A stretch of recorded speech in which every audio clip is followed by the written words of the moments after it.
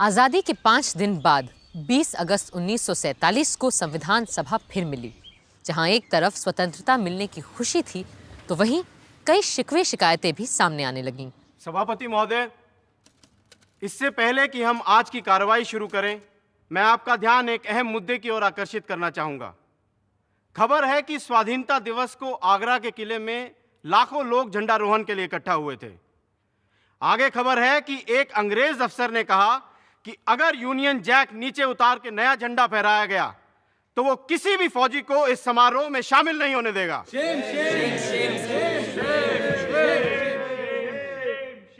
हम किसी भी रूप में अपने राष्ट्रीय ध्वज का अपमान सहन नहीं कर सकते। मेरी सभापति जी से प्रार्थना है कि आप सदन के लीडर पंडित नेहरू से कहें कि वो इस विषय पे बयान दें। उन घटनाओं के मुतालिक जो 14-15 अगस्त को हुई, मैं सदन के नेता से गुजारिश करूंगा कि वो अपना बयान दें।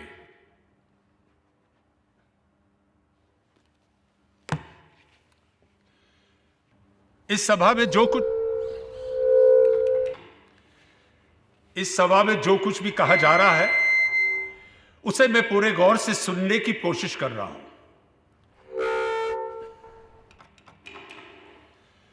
और जो कुछ भी कहा गया है उसका मुश्किल से मुझे 1/4 पल्ले पड़ा है।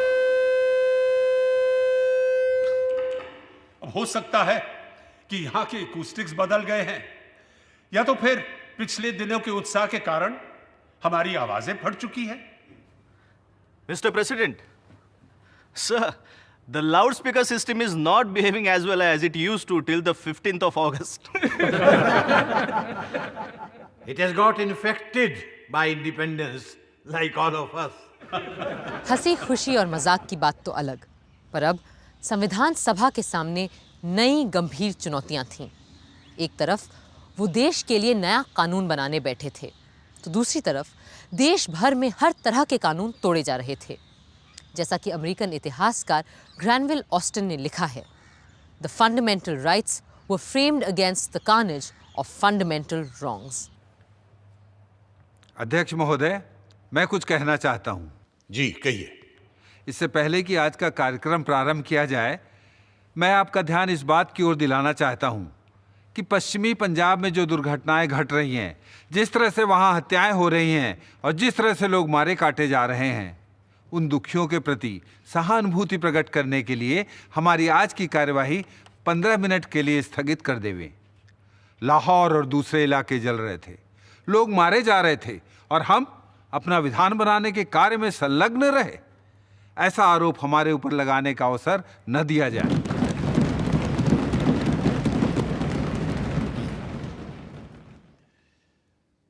इसमें कोई शक नहीं है कि जो मुसीबत इस वक्त बहुत से लोगों पर गुजर रही है, उससे हमारी पूरी सहानुभूति है और हम जहां तक हो सकता है कुछ करेंगे और इससे बाज नहीं आएंगे।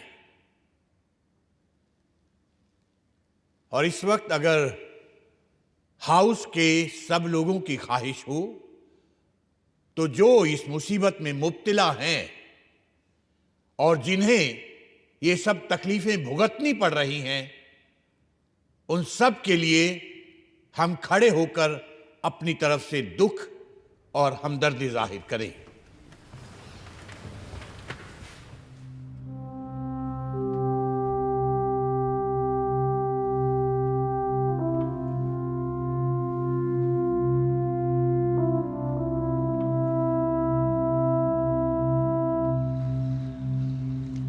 इसी सेशन में संविधान को बाकायदा लिखित रूप देने की दिशा में काम शुरू किया गया। तय पाया गया कि संविधान सभा के constitutional adviser sir Benegal Narasimha Rau, जो पूरी दुनिया में संविधान के महान विद्वान माने जाते थे, सभा में पेश प्रस्तावों और कमिटीज की रिपोर्ट्स के आधार पर संविधान का एक मसौदा तैयार करेंगे और इस ड्राफ्ट की संवीक्षा या स्क्रूटनी करने के लिए 7 सदस्यों की एक कमिटी नियुक्त की गई। This assembly resolves that the committee consisting of Honorable Alladi Krishnaswamy Iyer, Shri N Gopalaswami Ayyangar, doctor B.R. Ambedkar, Shri K.M. Munshi, Syed Mohammad Saadulla, Shri B.N. Mitter and Mr. D.P. Khaitan be appointed to scrutinize the draft of the text of the Constitution prepared by the Constitutional Advisor, Sir Banigal Narsingh Rao, giving effect to the decisions taken already in the Assembly. Those for the motion say aye. Aye. And those opposed to it say no. Ayes have it. Ayes have it. Ayes have it. The motion is adopted. Sir Benegal Narsingh Rau के मसौदे को देख और परख के उसे सही रूप देने की जिम्मेदारी थी ड्राफ्टिंग कमेटी की, जिसके अध्यक्ष चुने गए थे डॉक्टर भीमराव अंबेडकर।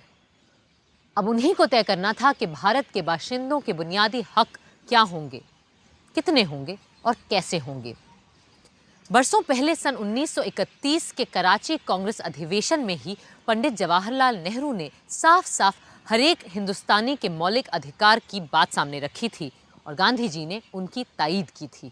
आज हम कांग्रेस की तरफ से सरकार से ये मांग करते हैं कि आपको हर हिंदुस्तानी को उसके बुनियादी हुकूक देने ही पड़ेंगे। भारत माता की जय! भारत माता की जय! भारत माता की जय!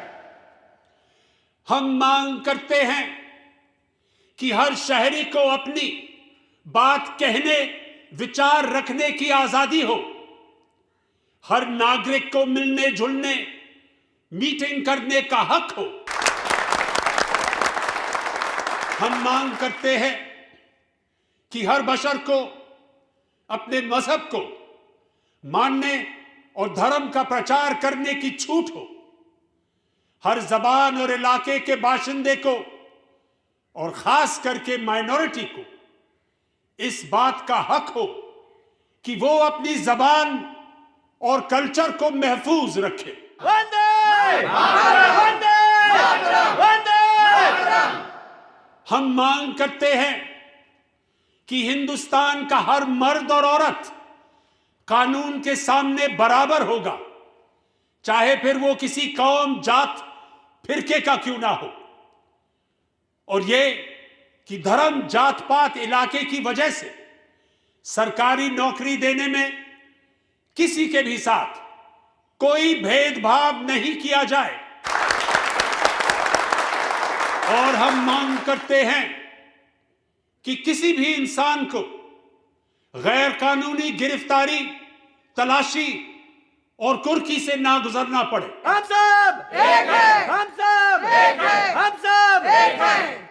और हम ये भी मांग करते हैं कि हमें इस बात की आजादी हो कि हिंदुस्तान का रहने वाला हर आदमी पूरे देश में जहां चाहे जाए, रहे, बसे और काम, नौकरी, व्यापार कर सके। जब तक ये सारे बुनियादी हक हर हिंदुस्तानी को नहीं मिल जाते, मेरा आपसे वादा है कि ना मैं चुप बैठूंगा, ना आपकी कांग्रेस पार्टी। पंडित नेहरू जिंदाबाद! पंडित नेहरू जिंदाबाद! पंडित नेहरू जिंदाबाद! महात्मा गांधी की जय! महात्मा गांधी की जय! महात्मा गांधी की जय! मुझे कुछ अधिक नहीं कहना है, बस इतना बताना है कि भारतीयों के मूल अधिकारों को लेकर जो प्रस्ताव जवाहरलाल जी ने पेश किया है, वो इस सम्मेलन का सबसे महत्वपूर्ण प्रस्ताव है। यही अधिकार तो हमें बताते हैं कि कांग्रेस किस किस्म के स्वराज की कल्पना कर रही है। संविधान सभा ने फंडामेंटल राइट्स को लेकर आज़ादी और बंटवारे से पहले ही सन 1947 में एक समिति बनाई थी, जो पहली बार 27 फरवरी के दिन मिली। As you are all aware, the main task of this committee is to discuss and make suggestions on the rights of the citizens. और मेरे विचार से किसी भी संविधान में उसके नागरिकों का बुनियादी हक सबसे अहम मुद्दा होता है। It is always about the fundamental rights. तो आप लोगों के जो भी सुझाव, प्रस्ताव आदि हों, बेझिझक सामने रखिए। If we look at the fundamental rights and guarantees embodied in the Irish and American Constitution, then all the rights that we may give should be enforceable in courts of law. इसके अतिरिक्त हमें उन अधिकारों की भी बात कर लेनी चाहिए जिन्हें भले हम आज अपने नागरिकों को ना दे पाए, पर जहां तक पहुंचना हमारा सपना है। That's very true, but is there any use in laying down precepts for rights which remain unenforceable and ineffective? अधिकारों के साथ साथ हमें अपने कर्तव्यों की फेहरिस्त भी बना लेनी चाहिए। तो चलिए पहले हम उन्हीं मूल अधिकारों की बात कर लेते हैं जिनके नाम मिलने पर हर शहरी न्यायालय के द्वार खटखटा सकता है। Well, if you ask me, I think we should take the Constitution of the United States of America as a model for the protection of the basic rights of our citizens. If I may, I would like to inform the committee that I have prepared a long list of fundamental rights, which I can lay here. अब यही तो आपका बड़प्पन है अम्बेडकर जी। मुझे ये भी पता है कि प्रोफेसर केटी शाह ने भी कमेटी की सहूलियत के लिए काफ़ी सारे नोट्स तैयार किए हैं। मैं कमेटी के ऑफिस को तायीद कर देता हूं कि वो इन सारे दस्तावेज़ों की कॉपियां हर मेंबर को मुहैया करवा दें। Now may I also suggest that the committee adjourns for at least 3 weeks, hence providing the members with enough time and opportunity to formulate their own proposals. I think you will have a consensus on this. Good. तो चलिए 1 महीने बाद मुलाकात करते हैं और आज यहां ये प्रण करते हैं कि फिर इस कमेटी का काम हम तब तक स्थगित नहीं करेंगे जब तक कि भविष्य के भारत के नागरिकों के मौलिक अधिकारों का एक पूरा खाका तैयार नहीं कर लेते। 24 मार्च को जब कमेटी दोबारा मिली तो उसमें और लोग भी जुड़ चुके थे और इसके बाद कमेटी लगातार 10 बार मिलती रही ताकि मौलिक अधिकारों को लेकर एक साफ तस्वीर सामने आ सके। तो ये तय पाया गया है कि भारत के हर एक नागरिक को कहीं भी आने जाने, रहने, बसने, जायदाद खरीदने और नौकरी, काम, व्यवसाय करने की पूरी आज़ादी होगी। Subject to such restraints as the law may impose. Oh yes, of course. That goes without saying. No, Acharya ji. In a constitution, nothing goes without saying. Doctor Ambedkar ठीक कह रहे हैं आचार्य जी। तभी यहां जो ये लिखा है कि all citizens of the union will be equal before the law, मेरे विचार से लिखा जाना चाहिए कि all persons and not merely citizens of the union shall be equal before the law. जी ठीक बात है। अब हम किसी को सज़ा सिर्फ कम या ज़्यादा इसलिए तो नहीं दे सकते कि वो संघ का नागरिक नहीं है। एक बात और थी, आर्टिकल 4 ये कहता है कि हिंदुस्तानी भाषा जिसे नागरिक अपनी पसंद से देवनागरी या फारसी लिपि में लिख सकेगा, संघ की राष्ट्रभाषा के रूप में प्रथम औपचारिक भाषा होगी। I do not think that the question of national language has anything to do with fundamental rights. मैं डॉक्टर अंबेडकर से इत्तेफाक रखती हूँ। कल हम जो चाहें अपनी नेशनल लैंग्वेज चुनें, लेकिन आज उसका इस बात से क्या लेना देना कि हम अपने बुनियादी हक कितने और क्या तय करते हैं। राजकुमारी जी ठीक कह रही है, पर इनके राजकुमारी होने से मुझे एक बात सूझी कि हमारे नए भारत में जहां राजा प्रजा सभी समान होंगे, वहां ये सारी पदवियां राजकुमारी, राजाधिराज, नवाब बहादुर, Chhatrapati, Kunwarpal, Diwan Bahadur, as I am called. जी, इन सारी वसीयत में मिली पदवियों का हमारे नए भारत में क्या काम? I am totally with you professor Shah. आज से आप मुझे सिर्फ अमृत कौर बुला सकते हैं। And from tomorrow, shall we stop addressing Kriplani ji as Acharya, Ambedkar ji as doctor, and you as professor? नहीं नहीं नहीं, देखिए एकेडमिक डिग्री और काम के पदनाम तो रहेंगे, पर ये खानदानी और पैदाइशी पदवियां खत्म। और मेरे जैसे लोगों का क्या होगा जिन्हें किंग ऑफ इंग्लैंड ने नाइटहुड की पदवी दी है? पहली बात तो ये कि अब किंग ऑफ इंग्लैंड का हम लोगों से क्या लेना देना, क्यों? और फिर भी अगर कोई देश या कोई सरकार हमारे किसी नागरिक को कोई पदवी देना चाहे तो मेरे विचार से पहले उसे हमारे संघ की सभा से इजाजत लेनी चाहिए। आचार्य जी, आज़ाद भारत के नागरिकों को अगर हम सबसे बड़ा अधिकार दे सकते हैं वो है आज़ादी का अधिकार। बरतानिया के राज में जब देखो तब यह अधिकार छीन लेती थी सरकार, पर अब हमें अपने नागरिकों को पूरी और मुकम्मल आज़ादी देनी ही होगी। मैं आपसे पूर्णतः से सहमत हूं। मैं भी पूरी आज़ादी के पूरे पक्ष में हूं। See, absolute liberty is simply a utopian dream. Just because we will become a free nation from tomorrow, society will not become free from crime or criminals. And for the sake of law and order, we will have to jail, arrest, and intern people. In that case, we should have a provision that the person has to be informed of his deprivation of liberty within 24 hours of his detention. हाँ, गिरफ्तारी के 24 घंटे के अंदर अंदर सही कानूनी मदद और सुनवाई का हक हमें हर नागरिक को देना ही होगा, वरना कोई फर्क नहीं रहेगा आज़ाद और गुलाम भारत में। मुझे नहीं लगता हम में से किसी को भी इस प्रावधान से ऐतराज होना चाहिए। लोकमान्य ने तो बहुत पहले ही कह दिया था that Swaraj is my birthright and I shall have it.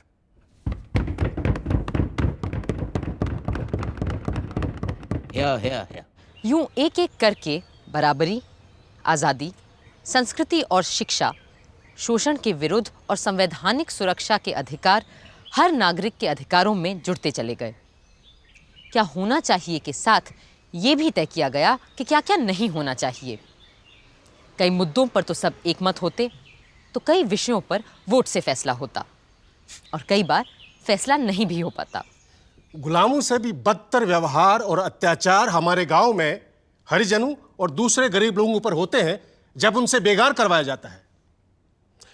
बंधुआ मजदूरी के लिए कोई जगह नहीं होनी चाहिए हमारे भारत के खेत खलिहानों में। मुंशी जी, सिर्फ खेत खलिहानों में ही नहीं, न कारखानों में, न खानों खदानों में। गुलामी का नामो निशान मिटाना ही होगा हमें। और सबसे वाहियात बात है कि 14 साल से कम उम्र के बच्चों से खानों खदानों और ख़तरनाक कारखानों में काम करवाया जाता है। हम इसे कैसे बर्दाश्त कर सकते हैं? इसकी बिल्कुल इजाज़त नहीं होनी चाहिए हमारे संविधान में। I couldn't agree with Amrit Kaur ji more. Let me go further while on the topic of children. I propose that there should be no difference between legitimate and illegitimate children as far as laws of inheritance are concerned. पर इस तरह क्या हम शादी जैसी संस्था पर ही प्रश्न चिन्ह नहीं लगा देंगे? हमें याद रखना चाहिए कि हम तय कर चुके हैं कि शादी ब्याह जैसी चीजों पर हम अभी इस वक्त यहां बात नहीं करेंगे।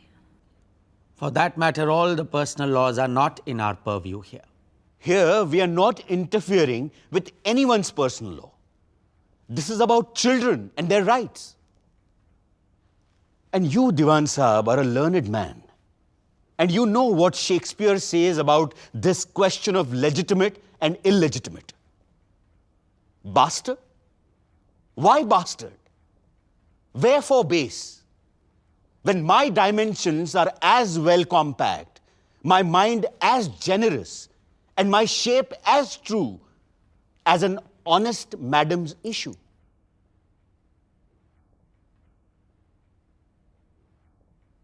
अब शेक्सपियर का जवाब देना थोड़ा मुश्किल हो जाता है, तो एक काम करते हैं, इस विषय पे वोट कर लेते हैं। Those in favor of Dr. Ambedkar's proposal, please raise your hands.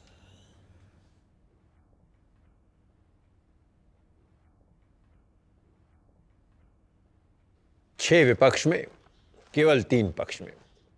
क्या कर सकते हैं अंबेडकर जी? कभी जीत, कभी हार।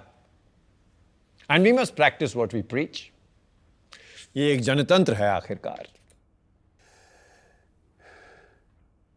आचार्य जी, मैं यहां ये बात फिर से उठाना चाहूंगा कि अमेरिका की तरह हर भारतीय को कुछ साल सेना में बिताने ही चाहिए। Compulsory military training and conscription. But doesn't this also amount to slavery and involuntary servitude? ये स्लेवरी नहीं, सेवा का प्रश्न है अंबेडकर जी। तो इस पर भी वोट हो जाए। ठीक है, जो पक्ष में हैं हाथ उठाएं।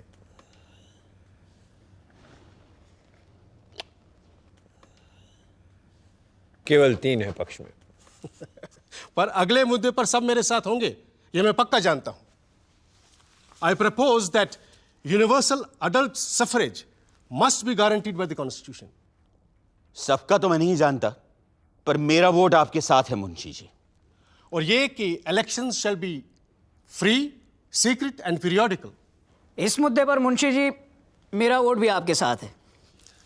इसके अलावा चुनावों के लिए विधि द्वारा एक अलग आजाद इलेक्शन कमीशन का गठन किया जाएगा।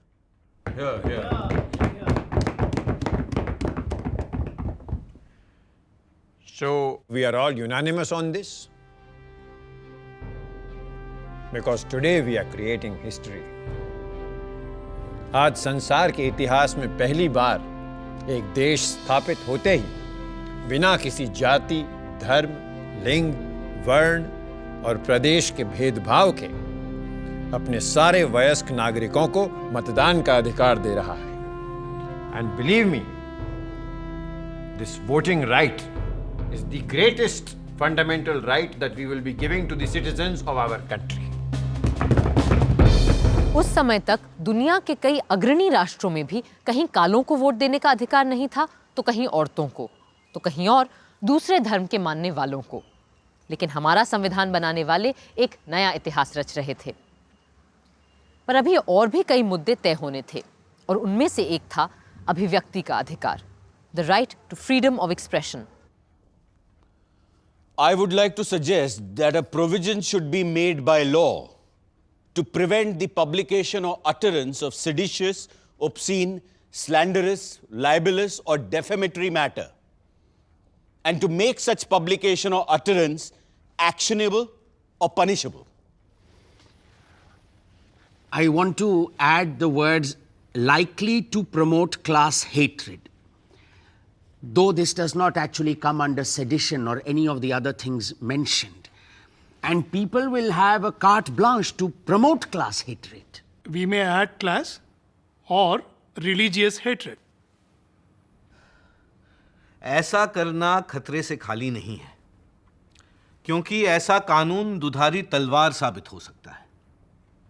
सत्ता में बैठी मेजॉरिटी पार्टी के खिलाफ बोली गई जरा सी भी बात को क्लास या कम्युनल नफरत करार देकर सजा दी जा सकती है, और ऐसी बातें अगर सत्ता में बैठे लोग फैलाएं तो उन्हें कोई छुएगा भी नहीं। I suggest let us be more comprehensive and say right of every citizen to freedom of speech and expression subject to criminal law. अभिव्यक्ति की आज़ादी को आज पूरी दुनिया में सम्मान दिया जा रहा है, और ये भी महसूस किया जा रहा है कि अगर किसी के वक्तव्य या लेखन से किसी विशेष वर्ग या धर्म के खिलाफ नफरत नहीं फैलाई जा रही है और उसे हिंसा फैलने का कोई डर नहीं है, तो आदमी को अपनी बात कहने का पूरा हक होना चाहिए, पूरी आज़ादी होनी चाहिए। If you put this in, then section 153A of the penal code stand nullified. Sir, आपसे बेहतर और कौन जानता है कि ताकतवर मेजॉरिटी वालों को कास्ट और कम्युनल हेट्रेड फैलाने से रोकना असंभव होता है। मैंने तो ये भी सुना है कि एक मर्तबा किसी अखबार को सेक्शन 153A को लेकर इसलिए मुकदमा चलाया गया था क्योंकि उस अखबार ने पुलिस के खिलाफ कोई लेख लिख दिया था। और दलील यह दी गई थी कि पुलिस अपने आप में एक खास तबका है और पुलिस के खिलाफ बात करके अखबार वाले एक खास फिरके के खिलाफ नफरत फैलाने का काम कर रहे हैं। Yes. We also started up certain periodical in Bengal. And even before the first issue came out, unofficial warning was given to us that unless we stop, action will be taken under Section 153. We had to stop. So, I'm afraid, so far as we are concerned, we do not feel quite safe if there is a provision of this sort. मौलिक अधिकारों में अभिव्यक्ति की आजादी तो हमें मिली, पर धारा 153A भी रही। इसके बाद समिति में जोरदार वाद विवाद हथियार रखने के अधिकार को लेकर भी हुआ। मेरा विचार है कि हर नागरिक को हथियार रखने की स्वतंत्रता हो और मेरा सुझाव है कि इस संशोधन को क्लॉज 10 में जोड़ दिया जाना चाहिए। Would it be wise to have such a law and in such a form? Doctor Shyama Prasad Mukherjee का कहना है कि हर नागरिक को हथियार रखने का हक होना ही चाहिए। फिर क्यों ना हम इसे मूल अधिकारों का एक हिस्सा बना लें? But to allow such a thing in the present state of our society will be a dangerous thing. The Arms Act has to be a central subject. I think this point is of some substance. There are two questions. One, whether every citizen should have the right to bear arms. And two, whether we need a uniform law throughout the Union. You cannot allow different units to make different laws with regards to bearing of arms. That would undoubtedly lead to complete anarchy. And it would cut at the very root of the security of the Union. But defense is a Union subject. किसी के हथियार रखने का देश की रक्षा से क्या लेना देना है? मेरा जाती ख्याल है कि शिकार को छोड़कर बाकी किसी भी वजह से लोगों के हाथ में हथियार देने से बिला वजह जान माल का खतरा बढ़ेगा ही और हमें इसे अलाउ नहीं करना चाहिए। यहाँ शायद मेरी आवाज़ अकेली पड़ जाए, पर मेरे मन में जिस अहिंसक सरकार और समाज का तस्वुर है उसके लिए हथियार को ताक पे रखना ज़रूरी है। And I would like my view to be recorded here. सोचने की बात है कि अगर अमेरिका की तरह हमें भी हथियार रखने का अधिकार मिल जाता तो हिंसा का बवंडर कहां पहुंच गया होता। पर नागरिकों के मूल अधिकारों को लेकर अभी बहुत सी बातों के बारे में सोचना था। विडंबना ये थी कि फंडामेंटल राइट्स तय करने वाली समिति को ही ये भी तय करना था कि कब ये मौलिक अधिकार नागरिकों के अधिकार नहीं रह जाएंगे। डॉक्टर अंबेडकर की दलील थी कि कभी कभी आपातकाल या इमरजेंसी में जब खुद राष्ट्र का अस्तित्व खतरे में हो तो संघ को पहले खुद को बचाना होगा, ना कि किसी नागरिक के अधिकार को। In the provision dealing with grave emergency, we have stated that all these fundamental rights are liable to be suspended whenever, in the view of the Union, it is necessary to declare an emergency.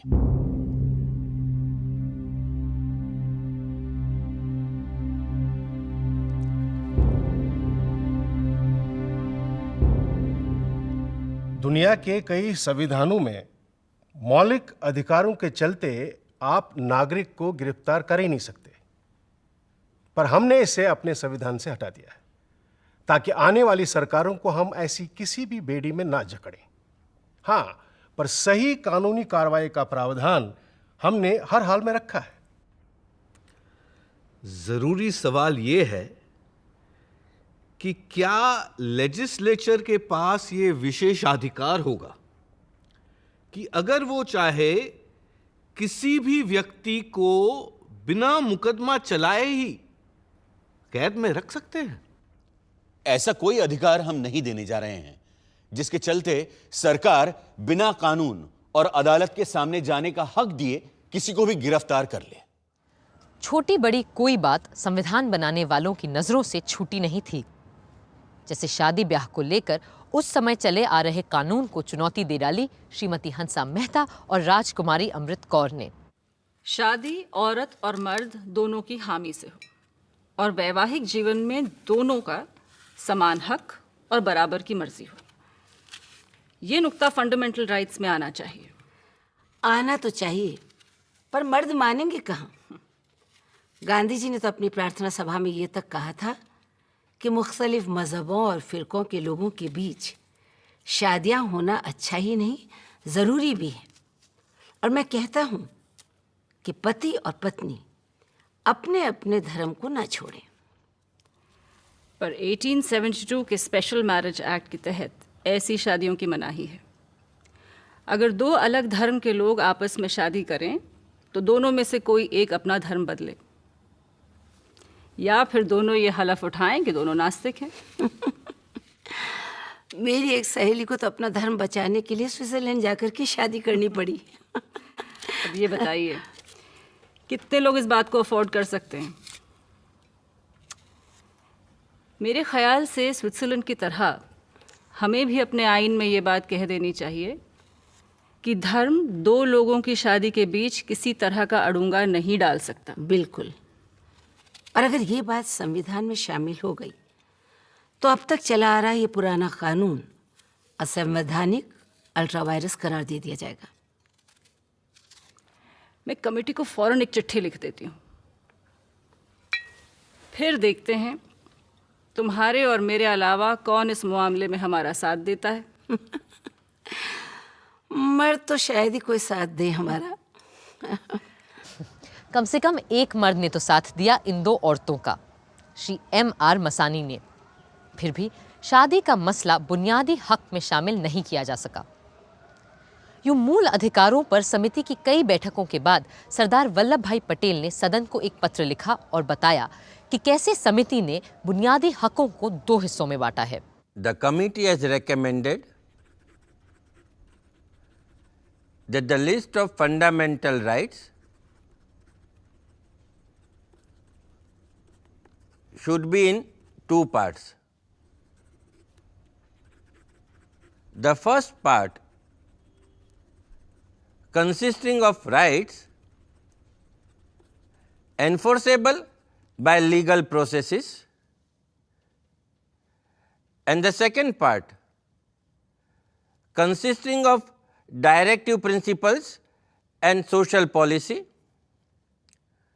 which though not enforceable in courts of law are nevertheless to be regarded as fundamental in the governance of the country. The justiciable fundamental rights include rights of equality, freedom, relating to religion, culture and educational rights, and miscellaneous rights which include property and the right to constitutional remedies. 21 अप्रैल सन 47 के दिन fundamental rights committee की अंतरिम report Sardar Patel ने सदन के पटल पर रखी। कमेटी में इस विषय को लेकर दो तरह के मत थे। एक ये राय थी कि नागरिकों को ज़्यादा से ज़्यादा अधिकार देने चाहिए, जिनकी बिना पे वे सीधी तरह अदालत में जाकर अपने हक सिद्ध करवा सके। और दूसरी ओर ये राय थी कि बहुत ही कम मगर अहम मूल अधिकारों तक फंडामेंटल राइट्स को सीमित रखना ही उचित होगा। वो तीसरा मत जो हमारी कमेटी में पाया ही नहीं गया, वो ये रहता कि आज़ाद हिंदुस्तान में न पुलिस की दरकार है न जेल की। प्रेस, डंडा और बंदूक को पूरी तरह छूट रहे, हर एक को जो मर्जी में आए वो करने की संपूर्ण आज़ादी मिलनी चाहिए। सरदार पटेल को उम्मीद थी कि मौलिक अधिकारों जैसी मूल चीज पर तो बहुत से संशोधन नहीं ही आएंगे, पर 150 से भी ज्यादा लोग कुछ न कुछ बदलना चाहते थे या नई बातें जोड़ना चाहते थे फंडामेंटल राइट्स में। Sir, I do not understand why economic fundamental rights should not be included in these justiciable rights. Economic rights are essential while framing a country's constitution, and they must also be made justiciable. I do not understand why mines, key industries, and basic industries should not be nationalized. Sir, I hope the House will consider my suggestion seriously. शब्द अछूत और अस्पृश्यता की परिभाषा को लेकर तो कई आवाजें उठीं। Sir, the word untouchability requires clarification. Sometimes it means not being allowed to drink a glass of water. Other times, it relates to denial of admission of Harijans into temples or intercaste dining, intercaste marriage. Mahatma Gandhi has used the word untouchability in various ways on different occasions with different meanings. But, sir, untouchability is merely a symptom, the root cause of which is the caste distinction. And unless caste distinction is removed, untouchability in some form is bound to exist. In an independent India, everyone must enjoy equal social conditions.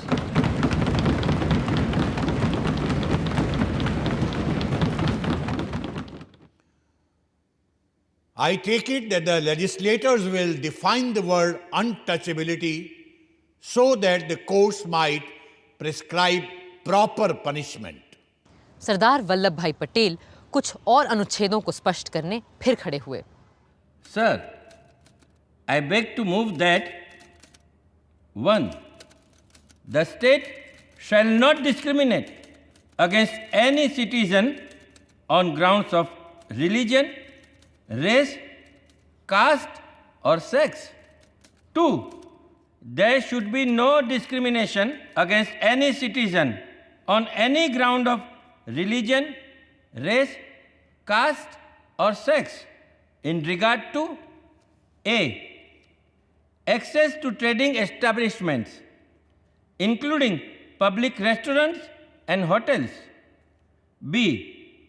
The use of wells, tanks, roads, and places of public resort, maintained wholly or partly out of public funds, or dedicated to the use of the general public. Sir, the following word should be inserted after sex: or of dress worn of any nationality. It seems a laughing matter, but even today, on the threshold of independence, there are hotels which do not welcome people dressed in Indian style. Sir, I moved that the words schools, hostels, temples, or places of worship should be included. Although some schools are thrown open to Harijans in the villages, they are not allowed to sit along with caste Hindu students. They are asked to sit on the floor or at some distance. As regards temples, untouchables are made to worship God only from a distance and not from within the temple itself. I think untouchability is the sole cause of this.